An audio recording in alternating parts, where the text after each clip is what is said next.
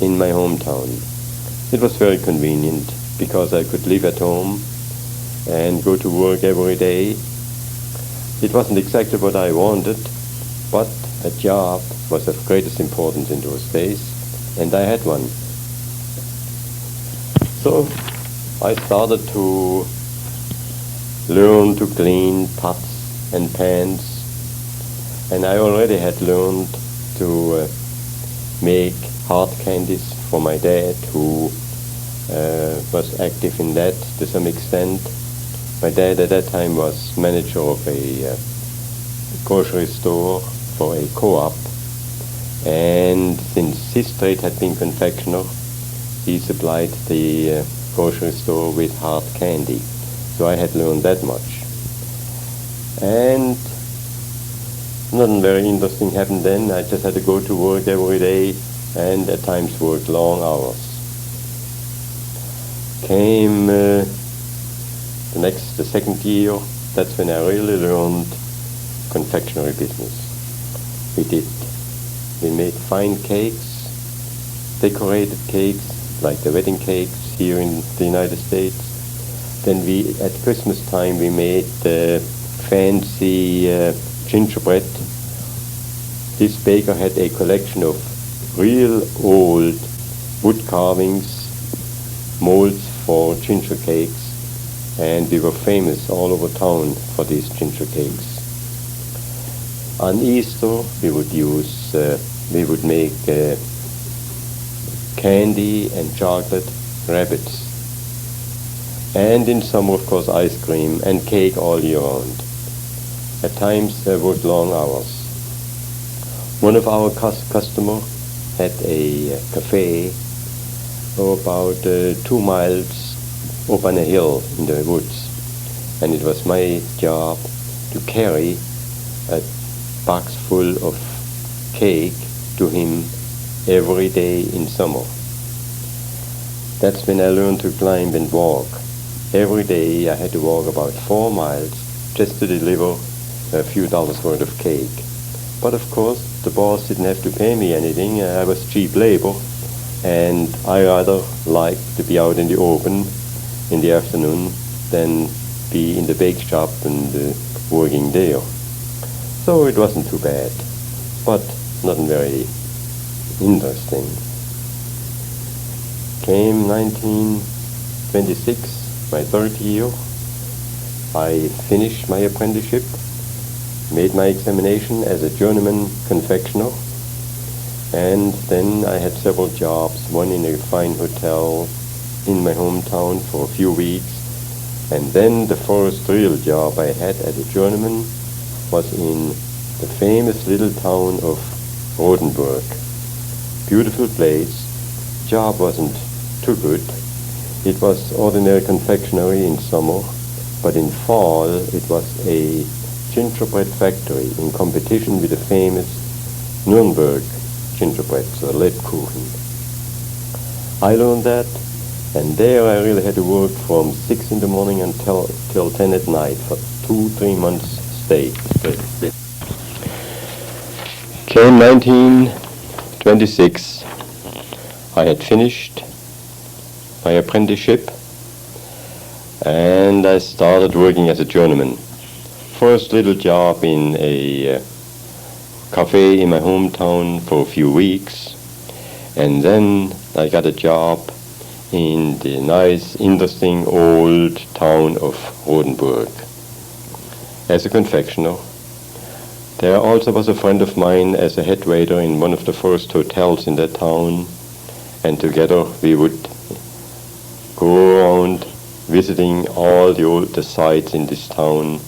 We both had bicycles, so we would cover the entire area.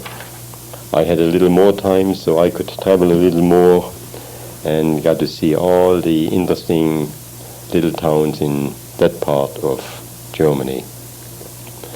The job in summer was just plain confectionery work, not too bad, but came August and September, I had to start preparing the dough for gingerbread.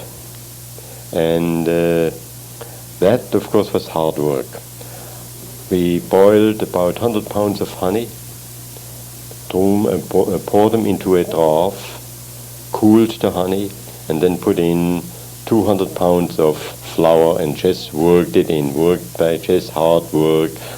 I weighed about 120 pounds and I had a hard time trying to get that much dough worked, but somehow I held on to the job. The dough then was stored in the cellar in big troughs until about October, when 2 additional bakers came, and from then on we made the gingerbread. Starting in the morning at 6 o'clock.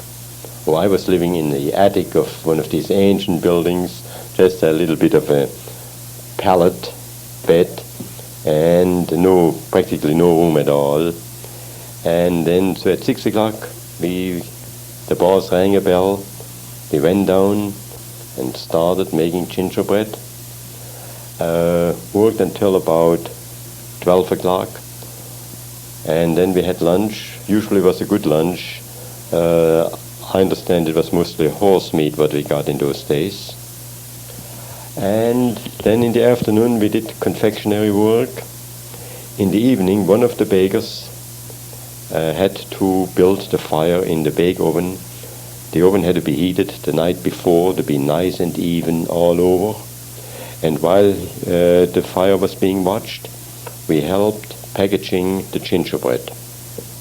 There the boss's wife and 2 or 3 young girls had the job of packaging, and so it wasn't a bad job to help with packaging gingerbread.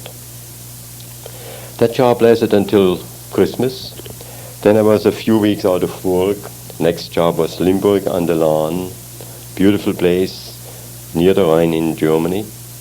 And the job was lousy. The area was pleasant. I lasted for about 2 months. And then I was fired because I just was acting up, made too many, fooled around too much with in the town. And anyway, 2 months is all I lasted. During that time, however, the American consulate opened the applications for immigration. And immediately I did all the necessary work to send in papers and information and applied for a visa. Then I left Limburg and went onto a job in nearby Wiesbaden. That was a pleasant job. Again, on my bicycle I explored the entire area. And that was now early in 28, when I got notice that the consulate in Cologne took examinations for prospective immigrants. I went to Cologne, filled out the necessary forms, did all that was required, and got a visa. Immediately I informed my sister in Mergentheim, my hometown, and she did the same thing. She also applied for a visa and got it. Then in the end of April, I left Wiesbaden to go home for a few weeks vacation. But just a week before I came home, a heavy storm had damaged the roof on the house, and I had to help my dad to repair the roof. So my vacation in Mergentheim didn't amount to anything. Came the last week in May, I had gotten my ticket for my trip to New York, and on the 30th of May 1928 I left my hometown. My mother went to the nearest bigger town, and then I left her and I was on my own. In Hamburg I was to meet an uncle, but somehow I was sidetracked by talking with a traveler, and I got into one hotel, and somehow I had to leave that hotel again. It was too dirty a place. I got into another one equally bad, but the next day then I found my uncle, who helped me spend the next 2 days while waiting for the ship to leave. so I saw Hamburg. Memories of 1928. I left Mergentime on Monday, May the 30th, 1928, and went to Hamburg. There I visited an uncle and learned a little bit about Hamburg, went sightseeing, admired the strange North German dialect. And on June the 2nd, I went aboard the Hamburg American liner SS Cleveland. Aboard I was in third class, and aboard that steamer we had all type of people. Some older, well-experienced men looking for a new start.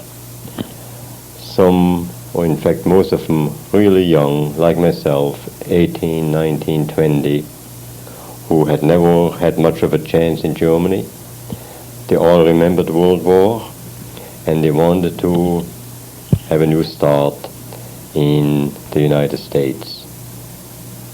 We stopped in Boulogne-sur-Mer in France and took on a few French people and also some first-class passengers. And then we went to Carp Island, used to be Queenstown, and there we took on quite a few Irish immigrants. All the Irish immigrants came into third class with us, and I got acquainted with some of them. Although I could speak very little English, I still managed to exchange a few greetings and words. Also aboard the ship I learned about some fast operators, some fast with gambling, some fast with women, and some of the poor Irish girls were really embarrassed by some, well, at least one real fast-working German. I thought he was a pharmacist or something. He always bragged about his education. Anyway, it was a reasonably interesting trip. The food was as good as you could expect, and the weather was good. And so on June the 10th, right 4 days after my birthday, on June the 10th I arrived in New York. And we all had to, before we got into the harbor, we all had to line up. Immigration official was there to check our papers, questioned us again about our purposes of coming in, and practically all of us were cleared. We didn't have to go to Ellis Island. We came into the port of New York, docked on, I believe it was 46th Street, and went off. Customs didn't bother us any. They just checked and let us go on through. And there, Mr. Killian, a friend of my father's, was waiting for me. He helped me to get into the subway, took me out of his home, and I spent about 2 days in his home, 3 days in his home, and studied all the papers, especially the German newspaper, Staatszeitung, looking for a job.